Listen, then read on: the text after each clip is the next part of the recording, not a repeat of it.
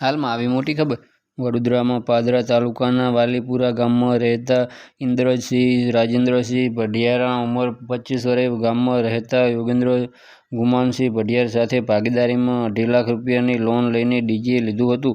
પરંતુ ડીજે સરખું ચાલતું ન હોવાથી તેના માટે લીધેલી લોનના હપ્તા સમયસર ભરી શકાતા ન હતા, જેના કારણે બેંક દ્વારા વારંવાર ઉઘરાણીઓ થતી હતી. દરમિયાન તારીખ 15ના રોજ સવારના કોનેક્સર કંપનીમાં નોકરી જવું છે તેમ કહીને તે ઘરેથી નીકળ્યા હતા અને ત્યારબાદ તેમના મિત્રો ભરતના ઘરે જઈ પત્નીને સાસરે મૂકવા જવાનું છે તેમ કહી મિત્રની બાઇક લઈને નીકળી ગયા હતા.